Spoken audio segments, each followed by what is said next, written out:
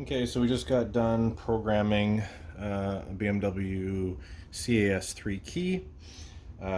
This is one from China, which means it has a blank blade on it that needs to be cut. Here is the original blade. And we're going to use a Defu 368a. A couple things to note before we get started. So you've got several follower bits. Just make sure you can see this. And they've got two sides. Each bit has two sides anyway, and you've got three different sizes that comes with this. There's a 1.5. Let's see here. It's like a 1.5, a 2.5, and a 3 or something like that in terms of size. Yeah, 1.5, 2.5, and a 3. So how I go and pick bits. So I take a look at the, and sorry about the lighting. I know it's pretty bad in here. I'm in the basement doing a whole bunch of other stuff, but I take the cutting bit or the following bit, place it in the channel, and I want a little bit of wiggle room so that I can make sure that I can trace out all the little tiny bits. Not a lot of wiggle room. Like for this one, for example, I would not want a 1 or a 1.5 or whatever. There's way too much wiggle room in that. You could use it. It would just take you a hell of a lot longer. And I certainly don't want a 3-bit. 3-bit fits exactly into the channel with no room whatsoever. You could use it, I guess, and maybe it would work just fine. I'm a little worried that it wouldn't pick up all of the subtle details. So I don't personally use, on these keys anyway, I don't use the 3-bit. I use a 2.5. So I've got the 2.5 follower and the 2.5 milling bit in there. And here's how we do it. So first of all, what I've done, after mounting them, you lightly tighten the set bolts. Lightly tighten them. And then what you'll do is you'll bring your you'll lower these down. It's kind of hard to see. No, it's all right. You can actually see it here. So you'll lower them down. I'd say maybe a quarter of the turn with the handle. Maybe you want the handle's up here, by the way. Actually, let me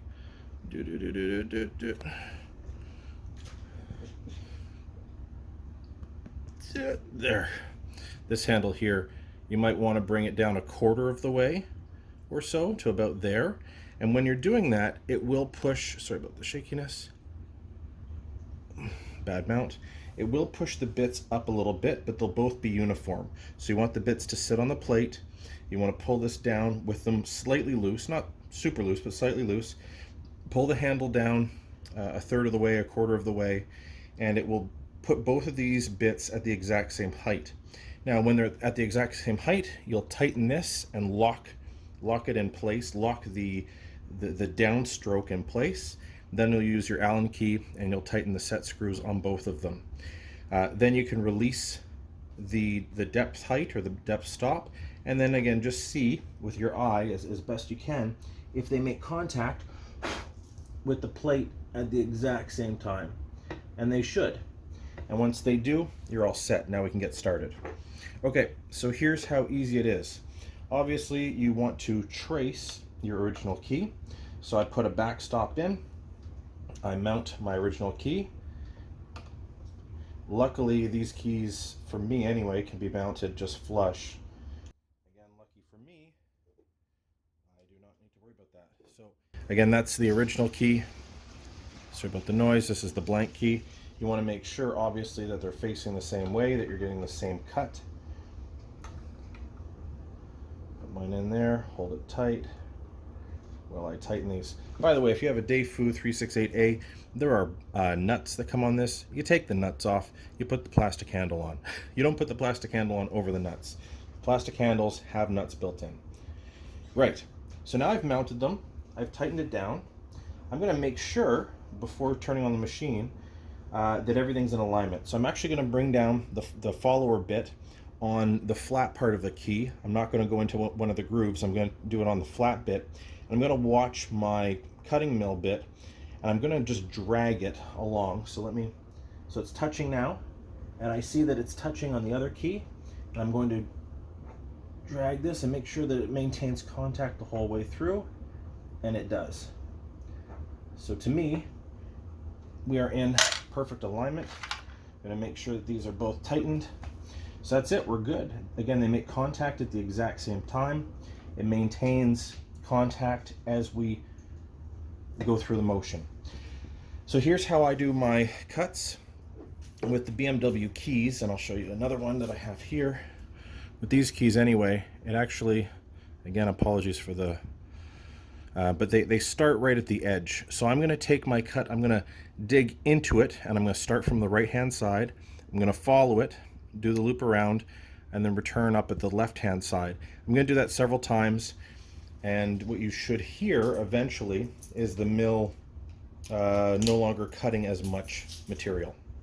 All right, let's get started. Oh, by the way, when I get down into the final groove, I might lock this in place. Sometimes I maintain a little bit of downward pressure, not a lot, but a very small amount. Other people lock this in place once you've hit the bottom of the groove that you're cutting. It's up to you, really. There is a danger, obviously, if you put too much downward force on this, that you could theoretically mill a little bit deeper, because these machines, I'm sure, are just fantastic quality. Anyway, let's do it. It's a little loud, so apologies. Here goes. 3, 2, 1. Continue. If my hand's in the way, yeah, you guys can see it. Okay.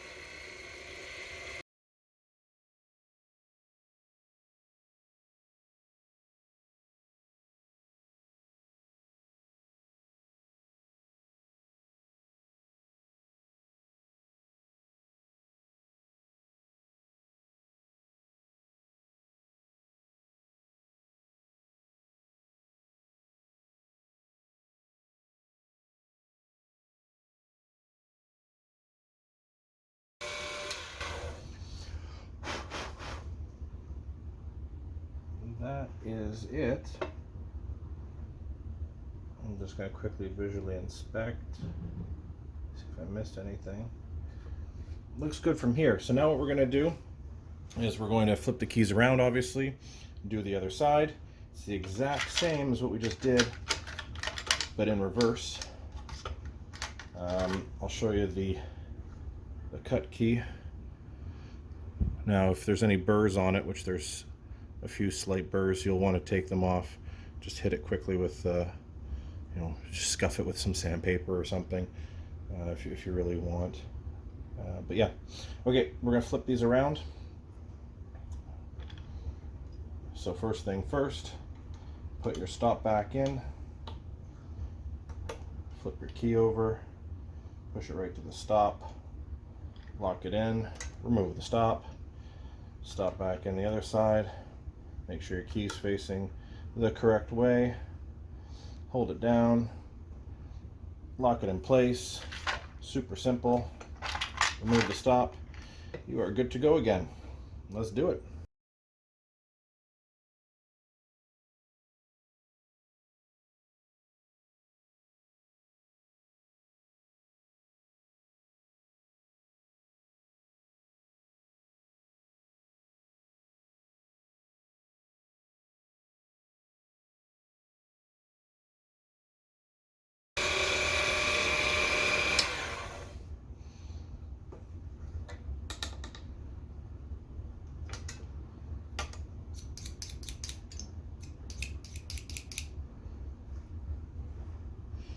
There we go. Done.